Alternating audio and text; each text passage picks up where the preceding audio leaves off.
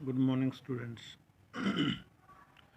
कल हमने पालमपुर में भूमि वितरण किया कि कितने लोगों के पास, कितने परिवारों के पास ज़्यादा ज़मीन है, कितने परिवारों के पास कम ज़मीन है, कम ज़मीन वाले परिवार कैसे काम चलाते हैं और अधिक ज़मीन वाले किसान या परिवार कैसे काम चलाते हैं।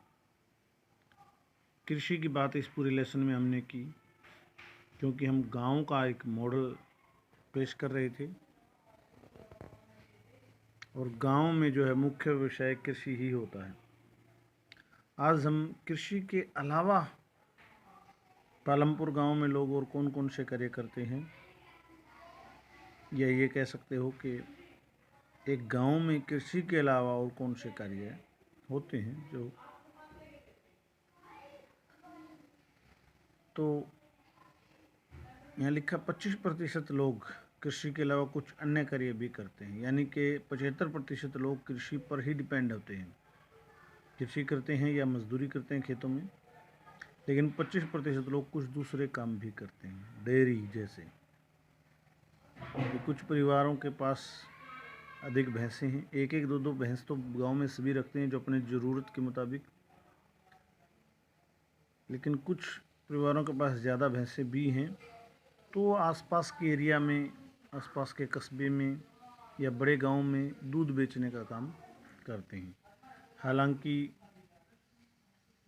ई इकोनॉमिक्स में आगे हम पढ़ेंगे तो पशुपालन जो है कृषि के साथ ही उसको भी कृषि कार्य में ही शामिल किया गया, अलग नहीं माना गया है, लेकिन यहाँ पर ये अलग काउंट किया है डेयरी को। दूसरा है लघु स्तरीय विनिर्माण। कुछ लोग परिवार के सदस्यों के साथ मिलकर छोटा मोटा गांव में निर्माण कार्य, जैसे गुड़ बनाना, ये भी वैसे कृषि की सहायक क्रिया है, गुड़ बनाने का काम करते हैं। कुछ परिवार जो है जैसे कि कुछ परिवार जो हैं गांव में जैसे बर्तन वगैरह बनाने का काम करते हैं। तो ऐसे कुछ छोटे मोटे कार्य जो परिवार करते हैं वो लघु स्तरीय विनिर्माण कहलाता है। तीसरा जो है दुकानदार। कुछ लोग घरेलू सामान की दुकान भी करते हैं। गांव में छोटी मोटी जैसे दुकानें होती हैं। परिवहन, कुछ लोग जो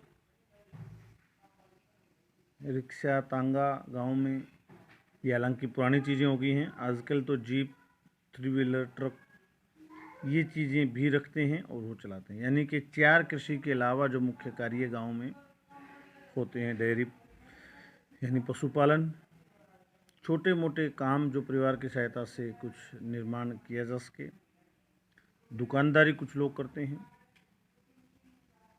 और परिवहन यानी कुछ लोगों के अपने साधन हैं, व्हीकल हैं, उनसे आसपास के शहर कस्बों में जो है सवारियाँ ढोते हैं या और अन्य सामान ढोते हैं।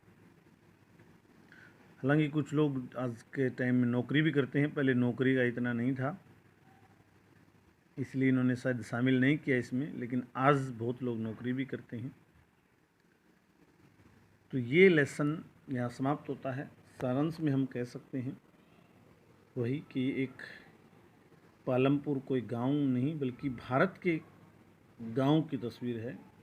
भारत के किसी भी गांव में यही तस्वीर होती है कि 75% लोग कृषि पर डिपेंड होते हैं, और कृषि पर डिपेंड 75 में मतलब ये नहीं है कि सभी कृषि ही करते हैं, यानी वो किसी न किसी रूप में कृषि पर डिपेंड होते हैं, चाहे वो खेतों में मजदूरी करते हैं, मुख्य कार्य होता है कृषि गांव का। और आज जो है कृषि ने आधुनिक रूप ले लिया है, आधुनिक खाद, बीज, दवाइयाँ और मशीनें आ गई हैं, जिससे उत्पादन तो बढ़ा है लेकिन उसके साथ ही प्रदूषण, बीमारियां